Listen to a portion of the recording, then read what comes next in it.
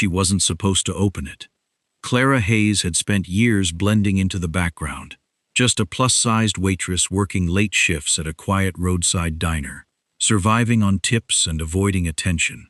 So when a wealthy, intimidating man left behind a leather briefcase, she did what she always did. She returned it. No questions, no curiosity, just did the right thing. But something felt off. The briefcase was too heavy, too carefully locked, too important. She shouldn't have looked inside, but she did. And what she found wasn't money. It was evidence. Names, accounts, secrets powerful enough to destroy entire families. By the time she reached his office to return it, he already knew she had seen it. And the most dangerous man in the city wasn't angry. He was interested, because the quiet waitress who should have walked away was the only person who didn't run. That night, Clara Hayes stopped being invisible, and the life she knew ended. Before we get into the story, tell us in the comments where you're watching from. I would like to see how far this story reaches. Also, subscribe to Mr. Mafia Boss for more sizzling, action-packed romance mafia boss stories. Now let's continue. The bell above the diner door jingled at 11:40, which meant trouble, because nobody good ever walked into Ruthie's diner that late on a Tuesday. Clara Hayes looked up from wiping down the counter, taking in the man who had just stepped through the door. Tall, dark hair, slightly disheveled, like he'd been running his hands through it, wearing a suit that probably cost more than her monthly rent. He carried himself like a man used to rooms clearing when he entered them. He didn't look like Ruthie's usual clientele. Truckers, night shift workers, the occasional lost tourist. Not men in tailored charcoal suits who moved like they were used to being obeyed. "Table for one," he said, his voice low and clipped, not quite a request. "Anywhere you like," Clara said, gesturing at the mostly empty diner. "We're not exactly turning people away tonight." He chose the booth in the back corner, the one with a clear view of both the door and the parking lot. Clara had waited enough tables in her life to recognize that particular habit. Men who sat facing exits weren't usually accountants. She brought him coffee he didn't ask for and a menu he barely glanced at. "Just the coffee," he said, "and whatever's fastest." "Meatloaf special's been sitting under the heat lamp since 6, Clara said. "I wouldn't recommend it unless you enjoy regret." Something flickered across his face, not quite a smile, but close enough to notice. "Grilled cheese, then." "Now that I can promise won't kill you." He didn't respond, already pulling his phone from his jacket and typing something with quick, sharp movements. Clara left him to it, retreating behind the counter to fill ketchup bottles and half listened to Ruthie complain about the ice machine again. The man ate quickly, distracted, his eyes darting to the door every few minutes, like he was expecting someone or something. He paid in cash, left a tip generous enough to make Clara do a double take, and left just as abruptly as he'd arrived. She didn't think about him again until she was clearing his table 20 minutes later and found the briefcase. It sat wedged against the wall beneath the booth. Black leather, expensive looking. The kind of thing that belonged in an office, with a view, rather than a roadside diner off Highway 9. She almost missed it entirely, the dim lighting near the back booths doing nothing to help visibility. "Ruthie," Clara called toward the kitchen. "That guy in the suit left something." Ruthie appeared in the pass-through window, drying her hands on a stained apron. "The one who tipped $40 on a grilled cheese?" "That's the one." "Well, don't just stand there gawking at it. Chase him down." Clara hefted the briefcase, surprised by its weight, far heavier than it should have been for something that size. She hurried to the door, scanning the parking lot, but the sleek black car that had been idling near the entrance when he arrived was already gone, taillights disappearing around the bend in the road. "Damn it," she muttered, stepping back inside. "No luck?" Ruthie asked. "He's gone, long gone." Clara set the briefcase on the counter, studying the brass clasps, the small monogrammed initials near the handle. "DR. Well, somebody's going to be missing that pretty badly." Ruthie said. "You want me to lock it up in the office safe till he comes back?" Clara ran her thumb along the leather, something about the weight of it nagging at her attention. It wasn't just heavy, it was substantial in a way that suggested more than paperwork or a laptop. "I'll take it home," she said. "If he calls looking for it, we'll know where to send him." Ruthie shrugged, already turning back toward the kitchen. "Your funeral, sweetheart. Something tells me a man who tips like that doesn't misplace things by accident." Clara barely heard her, already carrying the briefcase toward her locker in the back room. Her curiosity, the same curiosity that had gotten her into trouble more times than she cared to admit throughout her 28 years, already beginning to whisper questions she knew she shouldn't be asking. What was inside something that heavy, that carefully locked, left behind by a man who looked like he'd rather die than misplace his car keys? She told herself it didn't matter. She told herself she'd return it exactly as she found it, untouched, unopened, the responsible thing any decent person would do. She almost believed herself. By the time her shift ended at midnight, the briefcase sat in the passenger seat of her ancient sedan, riding home with her through the dark, quiet streets, and Clara couldn't stop glancing at it every few seconds, like it might do something unexpected. It didn't. It just sat there, heavy with secrets she had absolutely no business wanting to uncover. The briefcase sat on Clara's kitchen table for exactly 40 minutes before she gave in. She had tried to ignore it. She had made tea, scrolled through her phone, even attempted to watch 20 minutes of some forgettable sitcom rerun, but her eyes kept drifting back to the black leather case sitting innocently beside her fruit bowl, taunting her with everything she didn't know. "This is a terrible idea," she said out loud to her empty apartment, which didn't argue back. The locks were the kind that required a code, small brass dials set into the clasps, and under normal circumstances, that should have been the end of it. Clara had no business trying to guess a stranger's combination. Except the clasps weren't fully engaged. She noticed it while running her thumb along the edge, feeling for weak points out of pure curiosity, and found that one of the latches had never quite caught, likely jostled loose during the drive home. It popped open with barely any pressure at all. Clara stared at the gap, her heart rate ticking up several notches. "Don't," she told herself firmly. "Just close it. Lock it back up. Call it a night." She didn't close it. Instead, her fingers found the second latch, and with a soft click, the whole case fell open across her kitchen table, revealing exactly nothing like what she had expected. No laptop. No paperwork for some boring corporate merger. Instead, thick manila folders filled the interior, each one labeled with names she didn't recognize, dates spanning back several years, and beneath them, a leather ledger with columns of numbers that made her breath catch even before she understood what she was looking at. She should have stopped there. She knew that with absolute certainty, even as her hand reached for the first folder. The papers inside detailed financial transactions, offshore accounts, numbers with more zeros than Clara had ever seen attached to a single figure in her entire life.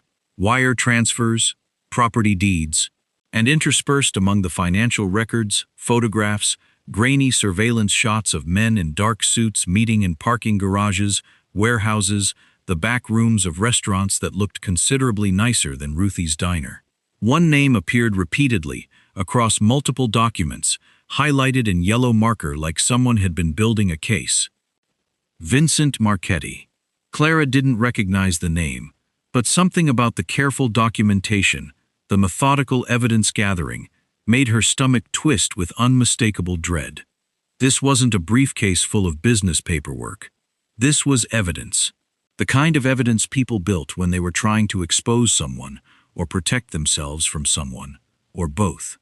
Her hands trembled slightly as she flipped to the next folder, finding surveillance photos of a man she didn't recognize, meeting privately with someone identified in handwritten notes, only as Dr. second. The photographs showed money changing hands, a briefcase similar to the one now sitting on her kitchen table, passed between two men in what looked unmistakably like a betrayal, captured on film. Clara sat back hard in her chair, her pulse hammering now. Dr. The same initials, monogrammed on the briefcase handle. Dominic Rossi, she guessed, though she had no way to confirm it, no context for who exactly he was, or why he was carrying around evidence of what appeared to be someone close to him working against his interests. She should call the police. That was the obvious answer, the responsible answer, the thing any sensible person would do upon discovering evidence of what looked like organized criminal activity in a briefcase that didn't belong to them. Except something told her, some instinct sharpened by years of watching the world carefully from behind diner counters, that the police weren't going to be the right answer here. Not with numbers like these, not with the kind of careful, deliberate evidence gathering spread across her kitchen table. This was mafia business, the kind of thing that got people killed for knowing too much. And she had just spent 20 minutes reading through every page like it was a novel she couldn't put down. Clara closed the ledger with hands that had stopped trembling and started shaking outright, her mind racing through everything she now knew and couldn't unknow. Somewhere out there, a man named Dominic Rossi was probably realizing his briefcase was missing, probably retracing his steps back to a roadside diner off Highway 9. And when he found her, when he realized she had seen exactly what was inside, there would be no pretending she hadn't. She thought about her father, gone 8 years now, and the strange, careful way he used to talk about certain business associates from his old job at the shipping yards. Names he never fully explained, warnings he gave her that she'd always dismissed as an old man's paranoia. Vincent Marchetti. The name tugged at something buried in her memory, something she couldn't quite place, but that sent a cold thread of unease curling through her stomach regardless. She closed the briefcase, latching it carefully back exactly as she'd found it, though she knew with absolute certainty that closing it now meant nothing. She had already seen too much, and by morning she would have to decide whether to walk into whatever world this briefcase belonged to and hand it back, knowing exactly what she carried, or disappear entirely and hope that would be enough to keep her safe. Neither option felt like it would end well. The Rossi Shipping and Logistics building sat in the heart of the financial district, 40 stories of glass and steel that made Clara feel like an ant the moment she stepped out of her rusted sedan into the shadow of it. She had spent most of the night deciding whether to come here at all. Calling the police had crossed her mind a dozen times, but every scenario she ran through ended the same way. Her, alone, trying to explain evidence of organized crime to officers who might or might not already be compromised by whatever network the ledger implicated. She had grown up around enough of her father's old warnings to know that some things existed outside the reach of normal channels. So she had wrapped the briefcase in an old towel, placed it carefully in her passenger seat like it might detonate, and driven downtown with her hands locked at 10 and 2 the entire way. The lobby alone was more intimidating than anywhere Clara had ever set foot. Marble floors, a security desk manned by 2 men who looked like they moonlighted as linebackers, and an elevator bank that required a key card she obviously didn't possess. "Can I help you?" one of the security guards asked, his tone polite, but his eyes doing a quick, assessing sweep of her worn cardigan and scuffed shoes that made it clear exactly what conclusion he'd already drawn. "I need to see Mr. Rossi," Clara said, keeping her voice steady despite the hammering in her chest. "It's about something he lost. Mr. Rossi doesn't take walk-in appointments. He'll want to see me," Clara said, lifting the briefcase slightly. "Tell him someone's returning his property." The guard's eyes flicked to the case, and something shifted in his expression, a flicker of recognition or concern that he covered quickly with practiced neutrality. "Wait here!"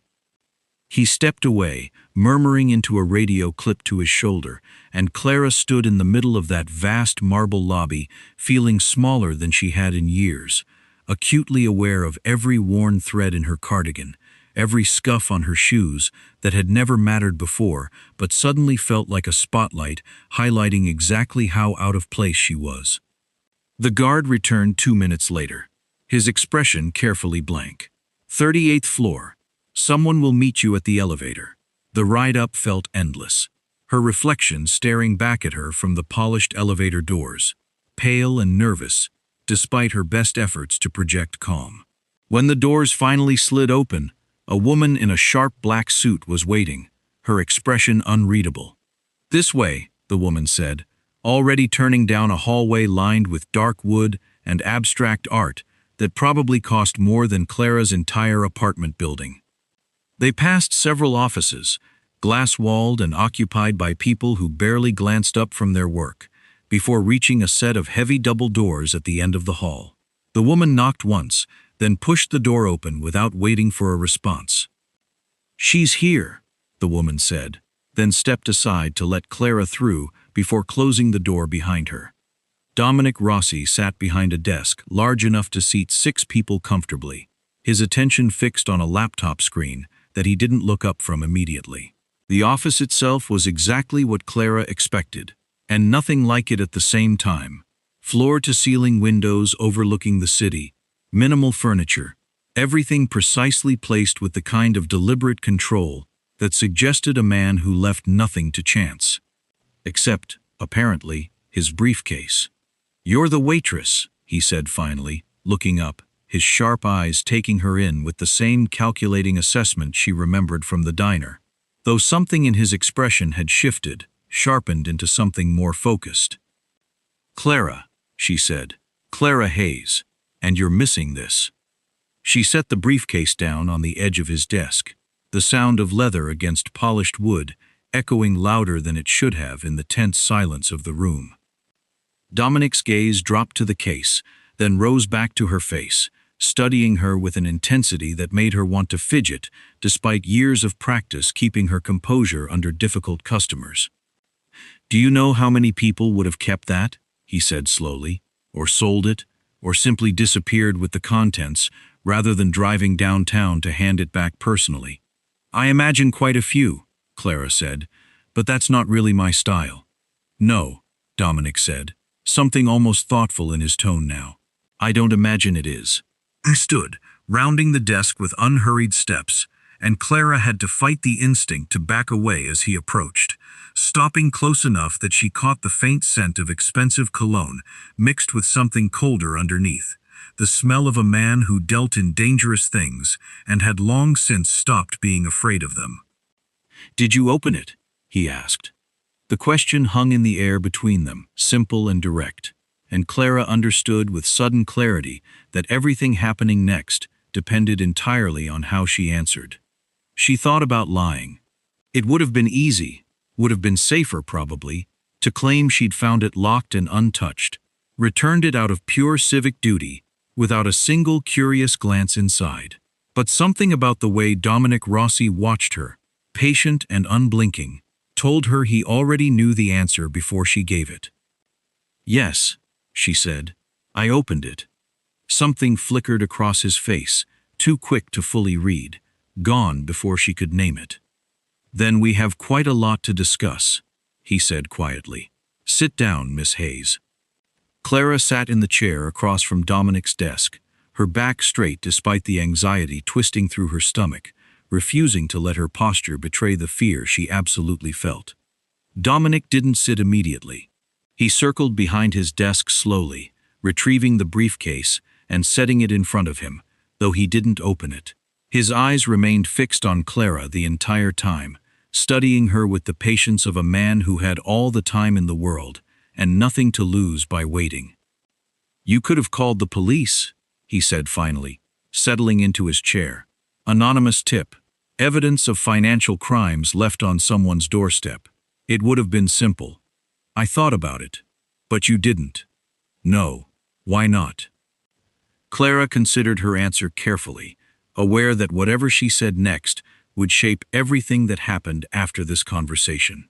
"Because I grew up around enough of my father's old business associates to know that some things don't stay buried when they should. Calling the police felt like handing a lit match to someone and hoping they'd know better than to start a fire." Something shifted in Dominic's expression, sharp interest replacing the careful neutrality he'd maintained since she walked in. "Your father was in shipping." It wasn't a question. Clara's stomach tightened. You know that already. I make it a habit to know everything about anyone who walks into my building carrying evidence of my organization's internal problems, Dominic said. Robert Hayes worked the docks for 15 years before his death. Had some interesting associations toward the end of his career. Clara's hands curled into fists in her lap. My father was an honest man. I didn't say he wasn't, Dominic said, his voice carrying no particular judgment, just cold, careful observation. I said he had interesting associations. There's a difference. What does that have to do with any of this? That, Dominic said, tapping one finger against the closed briefcase, is exactly what I intend to find out. Clara's mind raced backward, trying to remember details from documents she'd only glanced at hours ago, names and dates blurring together in her memory. The name in the ledger, Vincent Marchetti. That means something, doesn't it? Dominic went very still. What do you know about Vincent Marchetti? Nothing, Clara admitted, except that name felt familiar somehow, and I can't figure out why. Interesting, Dominic said, though his tone suggested he found it considerably more than merely interesting. He leaned back in his chair, studying her with renewed intensity. What exactly did you see, Miss Hayes? Be specific. Financial records, wire transfers, property deeds with numbers I couldn't begin to comprehend, Clara said, deciding honesty was her only viable path forward, now that lying was clearly off the table. Photographs of meetings in parking garages and warehouses. Someone identified only as your second, meeting privately with people who weren't identified at all, exchanging what looked like a briefcase similar to that one. Dominic's jaw tightened almost imperceptibly, the first genuine crack in his careful composure since she'd entered the room. You read everything, he said quietly. I read enough to understand it was dangerous, Clara said. Enough to know that someone close to you is working against you, and enough to realize that whoever put together that evidence spent a very long time building a case against people who probably wouldn't hesitate to make problems disappear. You're not wrong, Dominic said. So why? Clara said, some of her natural bluntness finally breaking through the careful caution she'd maintained since walking in. Am I sitting here having a civilized conversation with you, instead of already being one of those problems that disappears? Something almost like amusement flickered across Dominic's face, quick and startling in its unfamiliarity. Because you drove downtown and handed my property back personally instead of running, Miss Hayes. Because you're sitting in my office right now, clearly terrified, and yet you haven't once tried to lie to me or beg for your safety. That tells me something considerably more valuable than fear would. And what's that? That you might actually be useful, Dominic said, rather than simply inconvenient. Clara stared at him, uncertain whether to feel relieved or more alarmed by that particular assessment. Useful how? That remains to be determined, Dominic said, standing again, moving to the window that overlooked the city sprawling out below them. But I find myself with a significant problem, Miss Hayes. Someone inside my organization has been feeding information to a man who represents everything I've spent years trying to eliminate from this city. I have suspicions about who that person might be, but very little concrete proof beyond what apparently sits in that ledger you've already read. You want my help. I want to know exactly how much you understand about what you saw, Dominic said, turning back to face her. Because if you're as observant as you appear to be, you may have noticed details even I haven't fully processed yet. Clara's mind flashed back to the photographs, the careful notations in the margins, details she'd absorbed almost unconsciously in her rush to understand what she was looking at. There was a pattern, she said slowly, the realization forming even as she spoke it aloud. The meetings, they all happened on Thursdays, always at different locations, but always within 2 hours of a specific shipping schedule, like someone was using legitimate business movements as cover for something else entirely. Dominic's expression sharpened considerably, all trace of casual amusement gone now, replaced by something far more focused. Say that again. The dates, Clara said. Every meeting corresponded to a Thursday shipment schedule. Whoever's arranging these meetings has access to your logistics calendar." Dominic was quiet for a long moment, and Clara watched something click into place behind his sharp eyes, pieces of a puzzle rearranging themselves with sudden, terrible clarity. "There are only 4 people with access to that schedule," he said finally, his voice gone dangerously quiet. "Then I suppose you're about to find out which one of them isn't as loyal as you thought," Clara said. Dominic's gaze fixed on her with an intensity that made her breath catch, something calculating and entirely too interested settling into his expression. "It appears, Miss Hayes," he said slowly, "that returning my briefcase has made you considerably more valuable than I initially anticipated, which also means considerably more dangerous for you to walk away from right now." Clara's stomach dropped. "What exactly are you saying?" "I'm saying," Dominic said, "that you're not leaving this building without protection. Not until I understand exactly how much danger you've placed yourself in, simply by being observant." "Protection," Clara repeated, the word tasting strange in her mouth. "You're talking about protection like I've already agreed to whatever this is." "You don't have much choice," Dominic said, returning to his chair with the unhurried calm of a man accustomed to people eventually accepting his version of reality. "The moment you read those files, you became a liability to whoever's been feeding information to Marchetti. That person doesn't know you exist yet. They will, the moment I start asking questions using the details you just gave me. So don't ask the questions." "That's not how this works." Clara pressed her palms against her knees, willing her voice to stay steady. "I have a job, Mr. Rossi. A shift tomorrow at 6 that Ruthie needs covered. An apartment with rent due Friday. I don't have room in my life for whatever this is." "You made room the moment you opened that briefcase," Dominic said, though not unkindly. There was something almost clinical in the way he said it, like he was simply stating a fact rather than delivering a threat. "I'm not asking you to abandon your life, Miss Hayes. I'm telling you that ignoring what's happened won't make it disappear. You could just let me walk away," Clara said. "Pretend I never opened it. Pretend this conversation never happened." Dominic studied her for a long moment, his sharp eyes unreadable. "Could I trust you to actually forget what you saw?" "No," Clara admitted, because lying at this point felt not only useless but dangerous. "I don't forget things easily. It's sort of my problem." Something shifted in his expression, the barest flicker of what might have been respect. "Most people would have said yes, would have promised whatever I wanted to hear in order to leave this room as quickly as possible. I'm not most people." "Clearly not," Dominic said. "You walked into a building owned by a man most sane people cross the street to avoid. And instead of groveling or lying, you're sitting there correcting my assumptions about your own trustworthiness. Would you prefer I groveled?" "I would prefer honesty," Dominic said, "which is apparently in shorter supply around me than I realized until about 20 minutes ago." Clara studied him carefully, trying to read past the careful control he maintained, searching for whatever angle he might be working. She'd waited enough tables to recognize when someone was performing charm to extract something, and this didn't feel like that. This felt like genuine, if reluctant, curiosity. "Why does it matter to you," she asked, "whether I lie or not?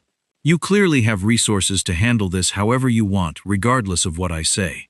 "Because I've spent the last several years surrounded by people who tell me exactly what they think I want to hear," Dominic said, his voice dropping into something quieter, more contemplative. "My captains, my lawyers, even my own family. Everyone calculates their words around me, trying to manage my reactions rather than simply telling me the truth. It becomes exhausting, trying to separate genuine information from strategic performance. And you think I'm different because I told you I opened your briefcase instead of lying about it." "I think," Dominic said slowly, "that you had every reason to lie, every reason to protect yourself with a comfortable fiction, and you chose not to. That tells me something about your character, that 3 years of loyalty from certain members of my own organization apparently couldn't guarantee." The weight of that statement settled between them, heavier than Clara expected. She thought about her father again, his quiet insistence on honesty, even when it cost him, even when lying would have made his life considerably easier during those final difficult years at the shipping yards. "My father used to say the truth was the only thing worth protecting," she said, the words slipping out before she'd fully decided to share them. "He said lies were like debts. Eventually, someone comes to collect, and the interest is always worse than you expected." Dominic's expression sharpened with sudden interest. "Your father sounds like he understood something most people in my world never learn." "He learned it the hard way," Clara said, something bitter creeping into her voice, despite her best efforts to keep it neutral. "Cost him his job eventually. Some disagreement with management over shipments he refused to sign off on without proper documentation. He never fully explained what happened. Just came home one day and said he wasn't going back." "When was this?" "About 8 years ago. He died 3 years after that. Heart attack, according to the doctors, though he'd never had heart problems before that I knew of." Clara paused, something cold moving through her chest as she said the words aloud, connections she'd never quite allowed herself to examine too closely, suddenly feeling less like paranoia and more like buried truth. Dominic went very still, his eyes fixed on her with an intensity that made the hair on her arms rise. "What shipping company did your father work for?" "Coastal Freight and Logistics." "Why?"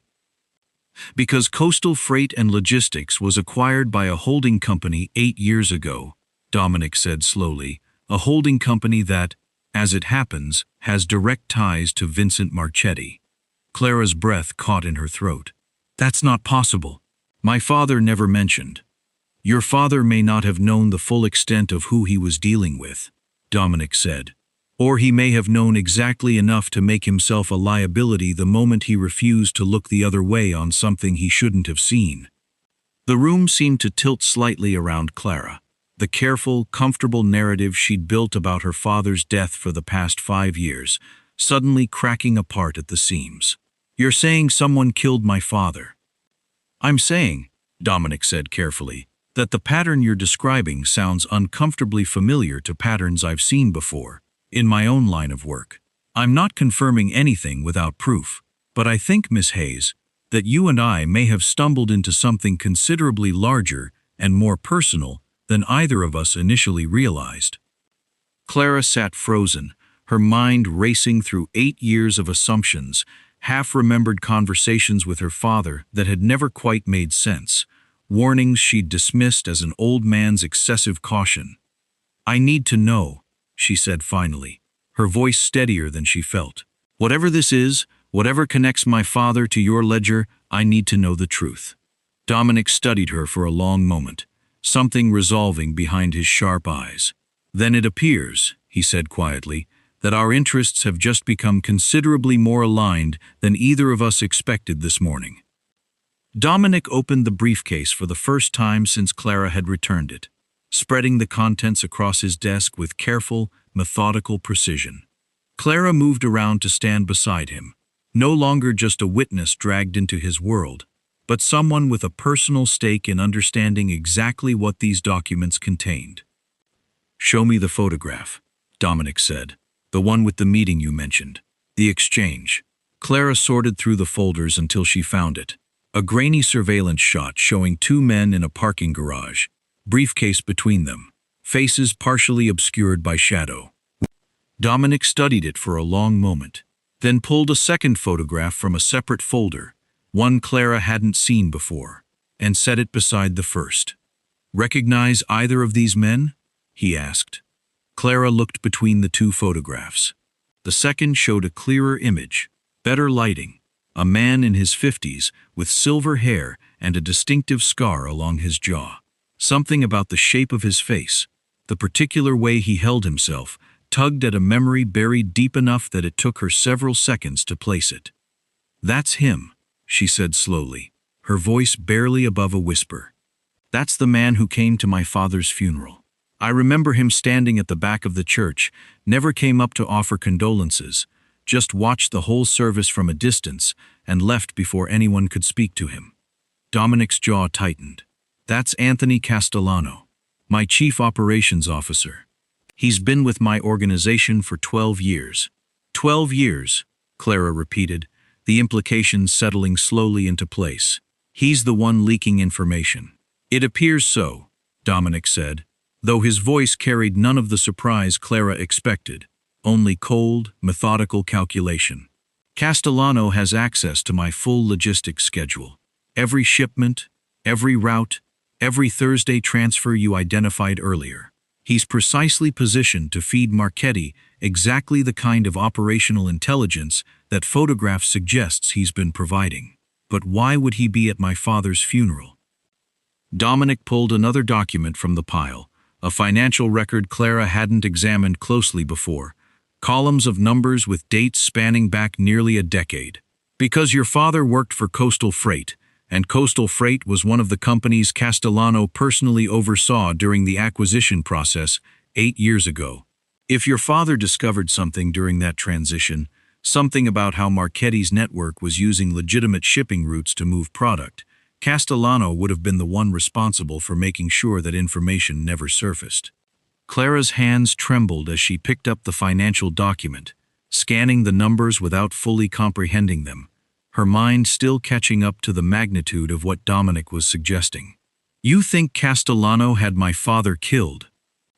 I think, Dominic said carefully, that your father's death, listed as natural causes with no autopsy requested, following his abrupt departure from a company involved in criminal shipping operations, forms a pattern I've seen executed before.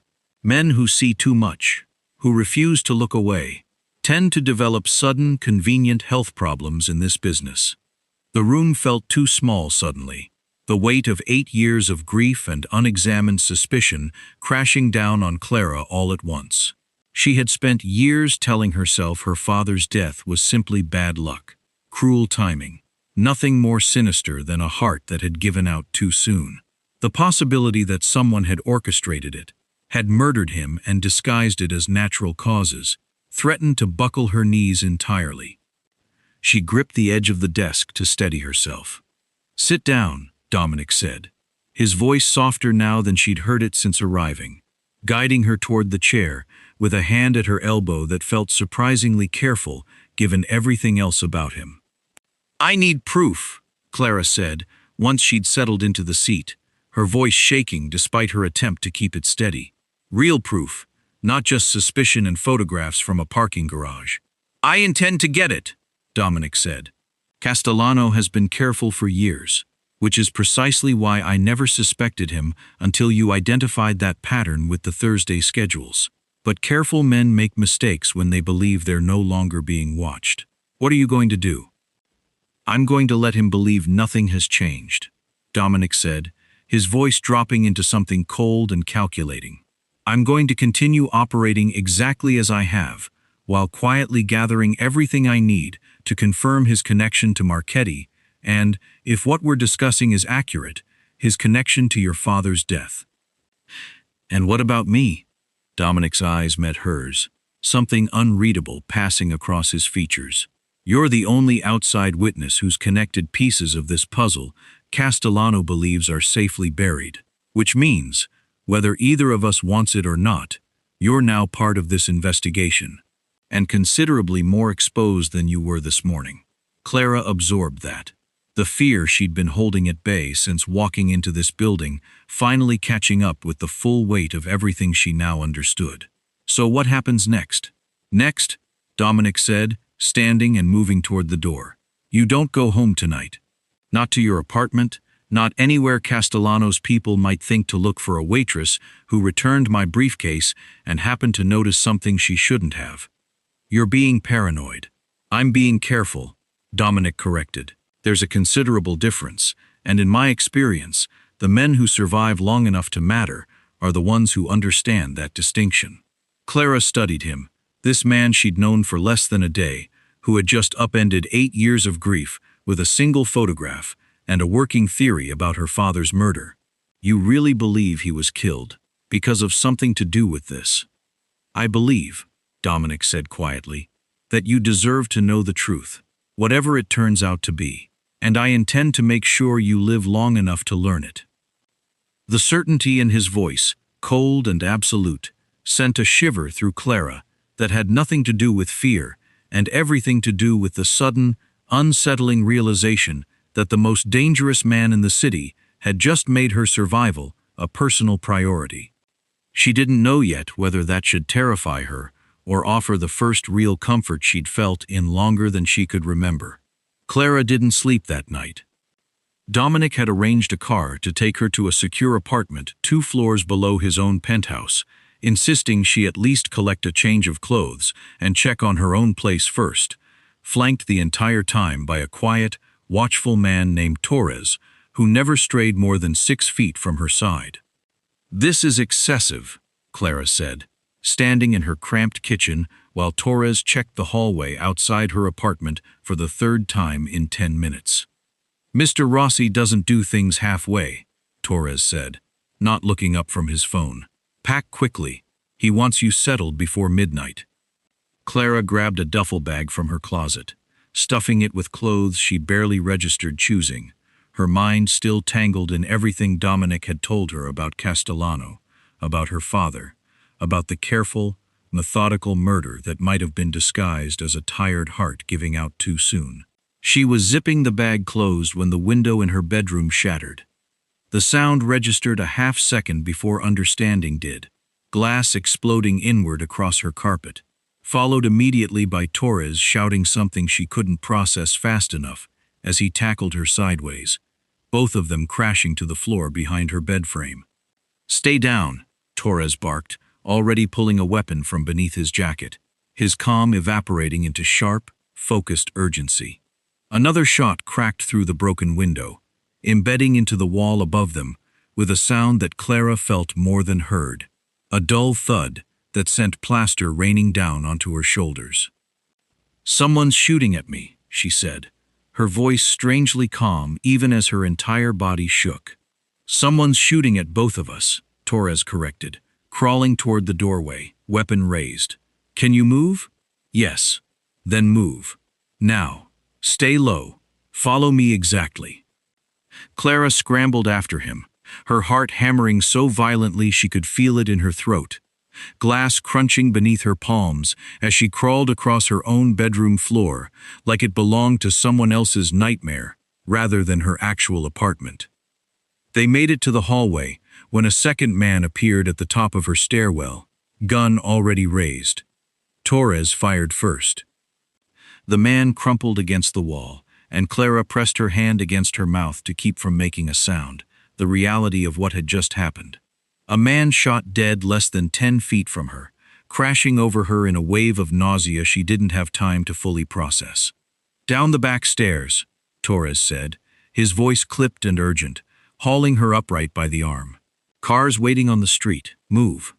They descended 2 flights faster than Clara had ever moved in her life, Torres checking corners with the practiced efficiency of someone who had clearly done this before, though the tightness around his eyes suggested even he hadn't expected quite this level of aggression.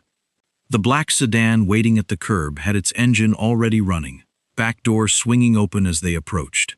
Torres shoved Clara inside first, sliding in beside her and slamming the door as the car peeled away from the curb with a screech that echoed down the empty street.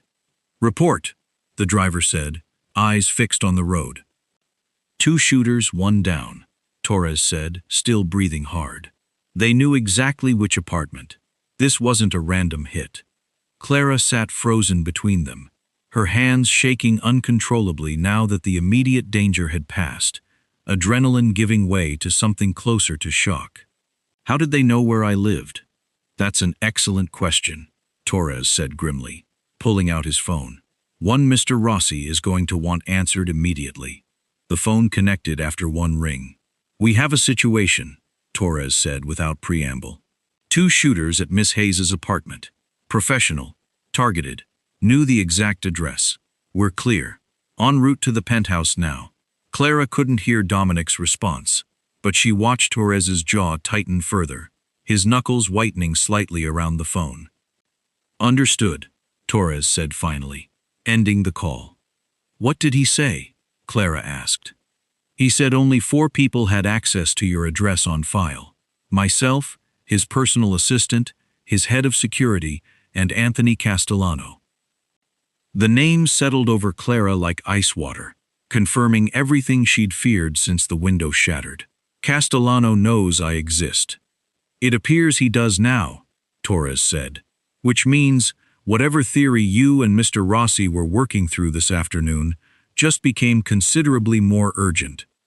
The car sped through the city streets, and Clara stared out the window at buildings blurring past, trying to process the fact that she had nearly died in her own bedroom less than an hour after learning her father might have been murdered.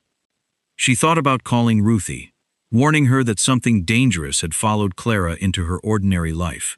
But Torres had already confiscated her phone the moment they'd cleared the apartment, insisting it wasn't safe until they could verify it hadn't been compromised somehow. I need to know, she said quietly, if this is going to keep happening. Torres glanced at her, something almost sympathetic crossing his usually stoic expression. Mr. Rossi doesn't lose people he's decided to protect. Miss Hayes, whatever happens next, you're not facing it alone anymore.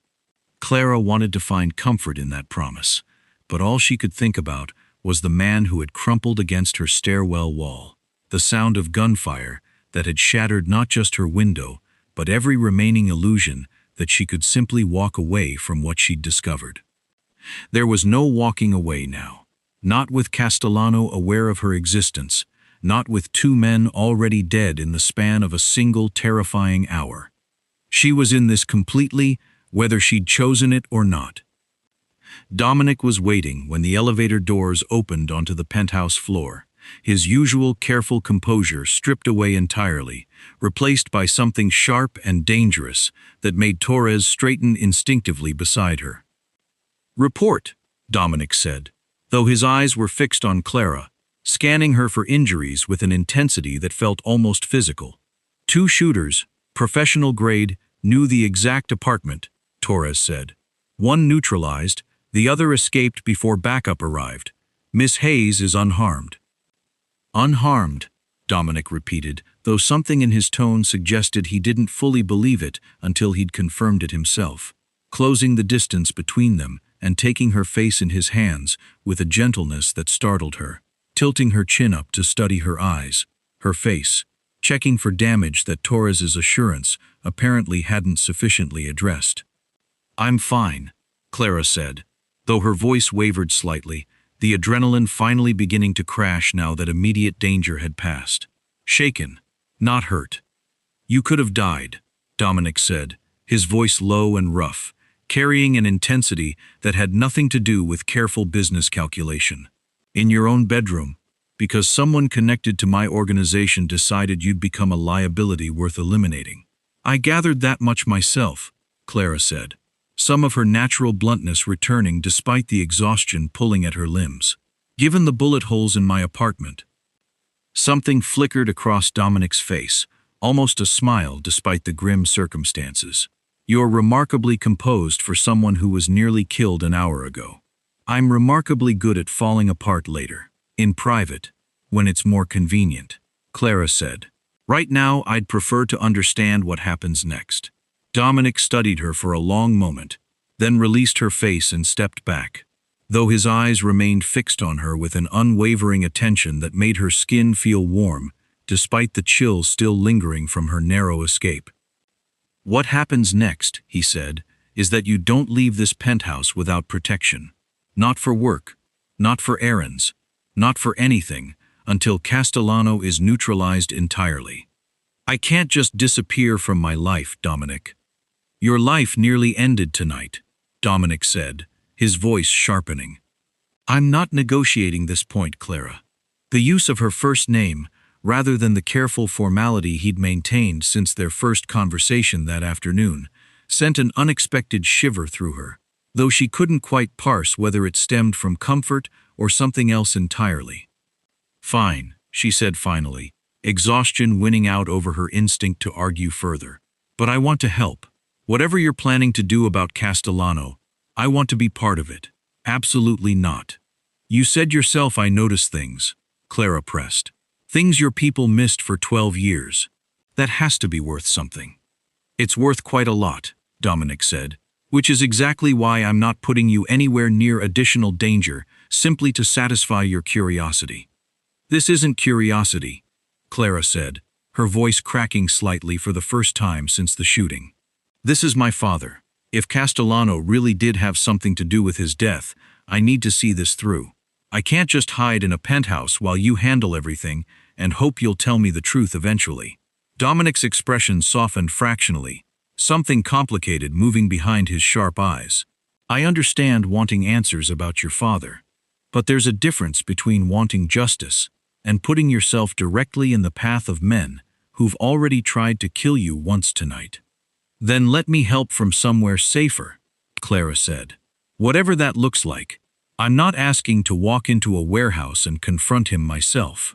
I'm asking not to be shut out of something that matters this much to me. The tension between them stretched taut, neither willing to fully concede, until Torres cleared his throat quietly from where he'd remained near the elevator, clearly uncomfortable witnessing whatever this had become. I'll take first watch outside her room, Torres said, providing both of them a graceful exit from the standoff. You two can finish this conversation, but Miss Hayes should probably eat something and rest before either of you makes any decisions. Dominic exhaled slowly, some of the tension leaving his shoulders. Torres is right. You've had an impossible day. That's an understatement. There's a guest suite down the hall, Dominic said, gesturing toward a hallway lined with the same expensive, minimalist art she'd noticed in his office. Fully stocked, private security posted at every entrance to this floor. Nobody reaches you without going through people I trust completely. And tomorrow? Clara asked. We actually discuss letting me help? Tomorrow, Dominic said, something almost like reluctant respect crossing his features. We discuss it. Tonight, you rest. He walked her toward the guest suite himself, Torres trailing several steps behind, and when they reached the door, Dominic paused, his hand lingering near the frame, like he wasn't quite ready to leave her alone, despite everything that had already been arranged for her safety. For what it's worth, he said quietly, I'm glad the shot missed. Me too, Clara said, managing a weak, exhausted smile. Though I'm going to need new curtains. Something that might have been a real laugh escaped him, quick and surprised, gone almost as soon as it appeared. I'll add it to the list of things I owe you. He left her standing in the doorway of an unfamiliar guest suite, in a penthouse belonging to a man she'd known for less than 24 hours, carrying the weight of her father's possible murder, and the very real knowledge that someone powerful enough to orchestrate a professional hit wanted her dead. Clara closed the door, sank onto the edge of the unfamiliar bed, and finally allowed herself to shake. 3 days passed before Clara found the pattern that would end everything. She sat cross-legged on the guest suite bed, surrounded by copies of the documents Dominic had reluctantly allowed her to review, insisting she remain confined to the penthouse while his men worked to locate Castellano, who had conveniently vanished the same night the shooters targeted her apartment. You're not finding anything new, Dominic said, appearing in her doorway with 2 cups of coffee, an offering that had become something of a ritual over the past 3 days. My analysts have been through every page a dozen times. Your analysts weren't looking for the right thing, Clara said, not looking up from the financial ledger spread across the comforter. They were looking for evidence of the leak. I'm looking for evidence of where he'd run. Dominic settled into the chair beside the bed, handing her a cup. And you've found something. Maybe. Clara flipped back several pages, tracing her finger down a column of dates. Castellano's been laundering money through a series of shell companies for years. Real estate holdings mostly. Small properties that never draw much attention. But look at this pattern. She turned the ledger toward him, pointing to a cluster of transactions from 18 months earlier. A property purchased near the coast, paid in cash through one of his shell companies. Small fishing cottage, nothing flashy. But the maintenance payments continue monthly. Even now, even after he supposedly disappeared. Dominic studied the entry, his expression sharpening. He's been paying to maintain a property nobody's supposed to know he owns. A place to run to, Clara said. Somewhere quiet, off the radar. Close enough to the water that he could disappear entirely if things went badly enough. I'd bet everything I have that's exactly where he's hiding right now. Dominic set down his coffee, already reaching for his phone.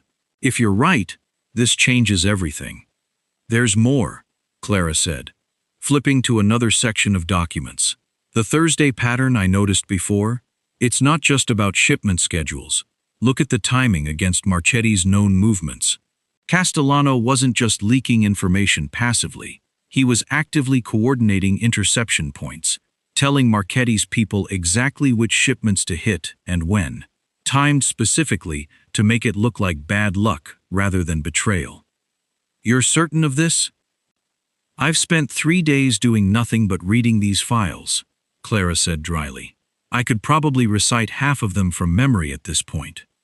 Dominic looked at her with an expression Clara hadn't quite seen from him before, something between astonishment and genuine admiration. Torres said you were sharp. I don't think he fully captured it. I wait tables for a living, Dominic. You learn to read patterns fast when your tips depend on knowing which customers are about to complain before they open their mouths. This is somewhat more significant than reading difficult customers. The skill's the same, Clara said. Notice everything. Assume nothing. Trust the details more than the story people want you to believe. Dominic made the call immediately, dispatching Torres and 2 other men toward the coastal property Clara had identified, his voice carrying the same cold precision she'd witnessed in their first meeting, though something warmer lingered beneath it now, when his eyes returned to her. If you're right about this, he said after ending the call, we'll have him within the hour. And if I'm wrong? Then we've lost nothing but a few hours and confirmed one less possibility, Dominic said. Either way, you've contributed more to solving this than anyone on my payroll has managed in 3 days of searching. Clara felt something warm bloom in her chest at the acknowledgement, unfamiliar after years of quietly excellent work going largely unnoticed at Ruthie's diner. I told you I noticed things. You did, Dominic said. I should have listened more carefully the first time. The call came 40 minutes later. Clara watched Dominic's face as he answered, tension coiling through her own body as she waited for confirmation. Confirmed, Torres's voice crackled through the speaker. Castellano's here. He's not alone, but we have him surrounded. No casualties on our end. Dominic exhaled slowly, some of the tightness leaving his shoulders. Bring him in. I want him processed properly. Documentation, formal confession if you can manage it, everything recorded and secured before anything else happens to him. Understood. When the call ended, Dominic turned to Clara with an expression she'd never seen on him before, something raw and grateful beneath his usual careful control. You just solved a problem that's been eating away at my organization for over a year, he said quietly. You found him when a dozen trained professionals couldn't. I got lucky. You got observant, Dominic corrected. There's a considerable difference, and I think you know that. Clara looked down at the documents scattered across the bed, at the careful trail of evidence she'd untangled through nothing more than pattern recognition and stubborn determination. What happens now? With Castellano? Now, Dominic said, his voice hardening slightly. He answers for everything, including, if what we suspect is accurate, whatever happened to your father 8 years ago. Clara's breath caught. After 8 years of unanswered questions, of grief tangled with suspicion she'd never quite been able to name, the possibility of actual answers felt almost too overwhelming to fully process. I want to be there, she said. When you question him. Dominic studied her for a long moment, something protective and reluctant warring behind his sharp eyes. That's not a good idea, Clara. Neither was opening your briefcase, Clara said. But here we are anyway. Anthony Castellano sat in a chair in the basement level of Dominic's building, hands cuffed, his silver hair disheveled, the careful composure of a man who had spent 12 years managing other people's secrets completely stripped away. Clara stood beside Dominic, close enough that their shoulders nearly touched, watching the man who had orchestrated her father's death finally face consequences, 8 years in the making. You have nothing, Castellano said, though his voice lacked the conviction of true confidence. Whatever theories you've constructed, whatever this waitress helped you piece together, none of it will hold up anywhere that matters. I don't need it to hold up in court, Dominic said, his voice quiet and absolutely lethal. I need it to hold up to me. Dominic, we've worked together for 12 years. You murdered Robert Hayes, Dominic said, cutting him off, because he discovered your arrangement with Marchetti and refused to look away. Then you spent 8 years feeding intelligence to the very organization I've dedicated my life to eliminating from this city. Castellano's eyes flicked to Clara, recognition and something like genuine fear crossing his face for the first time. You're his daughter. Clara Hayes, she said, her voice steadier than she felt, standing tall despite every instinct urging her to shrink away from this man's presence. You stood at the back of his funeral. I remember you now. It wasn't personal, Castellano said, something desperate creeping into his tone. Your father was going to expose the entire operation. I had no choice. You had every choice, Clara said, something fierce rising in her chest that surprised even herself. You chose money and power over an honest man's life, and then you had the audacity to attend his funeral, like you had any right to grieve what you'd taken.